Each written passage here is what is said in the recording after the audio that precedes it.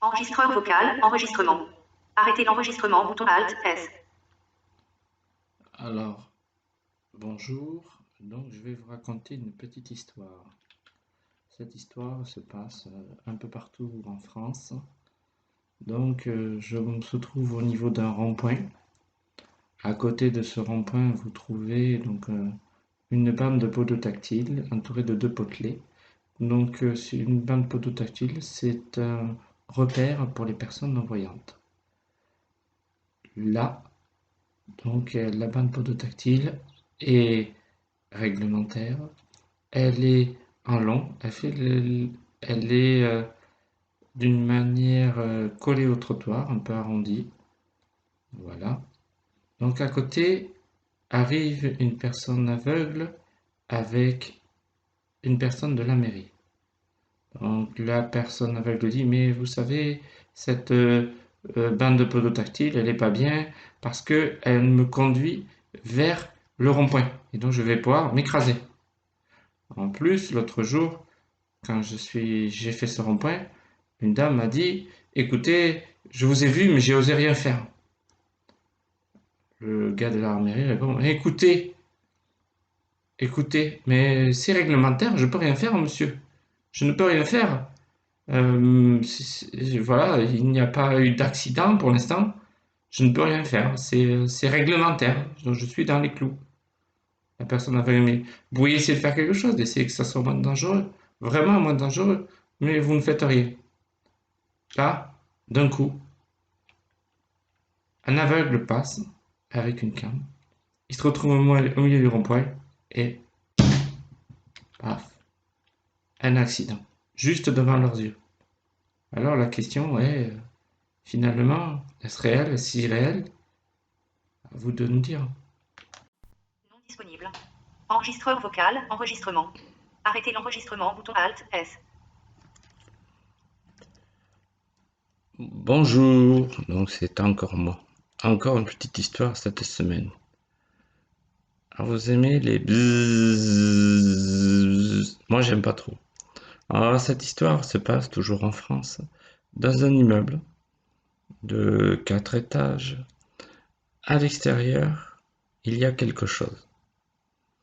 Alors une jeune fille non-voyante est chez elle tranquillement et sa femme de ménage vient.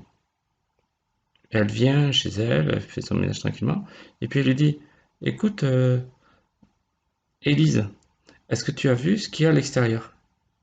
Élise dit, non, je sais pas. Et il y a des frelons. Et Élise est une personne qui ne voit pas. Et Élise, elle commence à avoir un peu peur.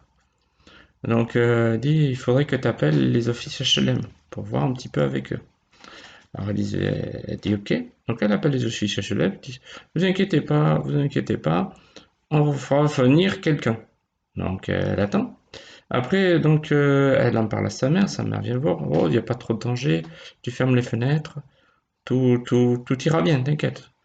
Donc, il fait chaud, il fait très très chaud. Et donc, elle cuit un petit peu. Et comme elle ne voit pas, elle a des appréhensions.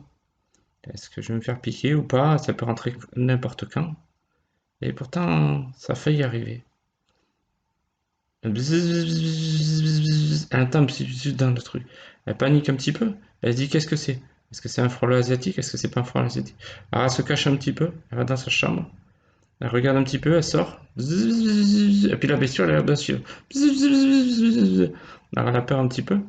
Donc elle sort de chez elle, vite fait. Elle peut voir un voisin. Pourriez-vous venir? Je vois pas. Et j'ai une soeur, je sais pas si c'est un frelon asiatique ou pas. Pourriez-vous venir? Donc, la personne, elle va directement voir. Et donc, non. Pour elle, elle a la chance, c'était une mouche, simplement une mouche. Mais le mal était fait. Elle avait vraiment beaucoup d'appréhension. Heureusement, elle avait des activités qui lui permettaient de sortir à l'extérieur. Mais on pourrait se demander un petit peu, mais pourquoi personne ne fait rien? Parce que ces frelons asiatiques qui vous piquent et vous partez à l'hôpital. Deux fois et vous mourrez peut-être. Personne ne fait rien. Personne, personne, personne. Donc elle la réappelle un petit peu, là. Elle redemande à sa mère, redemande aux filles chez l'âme, personne ne fait rien. Donc le week-end, après, elle va d'une association où justement elle a, elle a une connaissance Il dit, va voir le président, il dit, ouais, tu sais, j'ai des frelons asiatiques chez moi. Donc la personne était choquée, était vraiment choquée. Oui, mais comment ça se fait? Ils ont rien fait, c'est hyper dangereux, tout ça. Donc, et il appelle les secours. Donc les secours disent, ben, on peut rien faire, monsieur. Donc après, elle dit que la personne n'y voit rien, mais même comme ça, on peut rien faire. Il faut que vous téléphoniez à un numéro spécialisé que vous voyez avec le propriétaire. Donc le propriétaire, on prend le numéro de ceux qui s'occupent de tuer ou de déplacer les frelons asiatiques. Et il n'y a personne. Donc il n'y a personne en permanence. Après, on rappelle sa mère. Sa mère, ah ben bon, ça va aller, elle risque pas grand-chose. Oh, mais bon, si on y réfléchit bien, même comme ça, si elle se piquait, est-ce que ça vaudra pas sa mère? Est-ce que c'est une solution? Est-ce que c'est une solution? Est-ce que de la part de sa propre mère, il faut répondre quelque chose comme ça? Je sais pas. En tout cas, moi, si j'avais quelque chose chez moi comme ça, qui risquait de blesser mes enfants, je ferais tout ce qu'il faut pour essayer de faire partir les choses. Après, malheureusement, on est peut-être un petit peu impuissant parce que ça dépend pas de nous, c'est à la personne à faire. Mais bon, le souci, quand la personne n'est pas trop capable, elle n'a pas les aptitudes, eh bien, il faut lui donner un coup de main. Mais bon, motivée, Élise, quand même, a continué. Elle a appelé directement, elle a essayé d'aller contacter ses voisins, et finalement, ça a pu s'arranger. Donc, ils sont venus quand même le jeudi d'après, il a fallu presque 3 semaines pour que ça soit enlevé. Mais imaginez un petit peu vos enfants, votre famille, votre chien. Tout le monde peut avoir du mal. On ne veut pas de mal à ces frelons asiatiques, mais le souci c'est que eux, ils peuvent nous faire très mal. On a peur les uns des autres. Voilà, donc il faudrait. Ils vont être tués, malheureusement c'est des nuisibles. Donc il faut ils soient éradiqués. C'est comme ça, c'est la vie. Mais c'est soit nous, soit eux. Donc réel, irréel, on peut se poser des questions. La nature essaie de se défendre et nous aussi. Et qui va gagner ou est-ce qu'il y a vraiment un gagnant dans l'histoire? Non disponible. Enregistreur vocal, enregistrement. Arrêtez l'enregistrement, bouton Alt, S. Bonjour, aujourd'hui nous sommes toujours quelque part en France, mais nous entrons dans la 4e dimension. Je vais vous raconter l'histoire donc de la Castafiore et de sa chienne Lola. La Castafiore venait d'entrer dans un logement tout neuf, impeccable, et elle était vraiment bien. Ouais, elle avait déjà eu quelques petits soucis. Mais ce qu'on ne lui avait pas dit, c'est qu'un immeuble allait se construire en face. Si, on lui avait dit, mais on lui avait dit 6 mois. Alors, la Castafiore, qui avait des problèmes d'oreilles, qui était très sensible au niveau des oreilles, entendait du bruit, commençait à entendre du bruit, mais de plus en plus fort, de plus en plus fort. Ah, j'ai oublié de vous dire, la Castafiore est non-voyante. Donc, elle a commencé à descendre de chez elle, mais d'un coup, elle ne reconnaissait plus rien.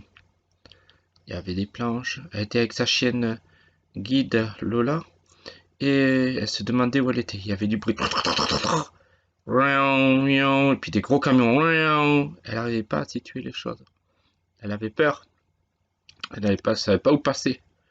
Il y avait des plages partout. Rien de fait pour elle, vraiment. Elle trouvait que c'était pas assez sécurisé. Elle essayait de marcher, elle essayait de retrouver ses repères, mais elle elle savait pas, elle était toujours un peu embêtée dans ses repères. Donc elle a essayé d'aller jusqu'au tramway, elle essayait d'aller jusqu'à faire ses courses, mais toujours un peu la même chose. Et puis finalement, elle avait tellement peur quand elle traversait qu'elle est restée chez elle, restée bloquée chez elle. Elle commençait un petit peu à rester chez elle, à tourner dans sa tête, à tourner dans sa tête, commençait à être désagréable avec les gens, et de plus en plus désagréable. Et plus, elle supportait de moins en moins de bruit, elle supportait de moins en moins de bruit, elle demandait, mais où je vais aller, qu'est-ce que je peux faire, qu'est-ce que je peux faire? Bon, elle essayait quand même d'appeler sa ville, la personne qui s'occupait des travaux. Mais oui, madame, on va essayer de faire quelque chose. Mais oui, on va vous mettre un passage clouté, spécifique, voilà, on va essayer de faire quelque chose. Mais tout cela ne s'arrangeait pas. Elle tournait en rond, toujours des patatatata, les travaux et tout. Donc vraiment, elle entrait dans la 4e dimension. Va-t-elle en sortir? Réel ou irréel, on ne sait pas. Au prochain numéro, peut-être que vous aurez l'histoire. de la Castafiore et sa chienne guide.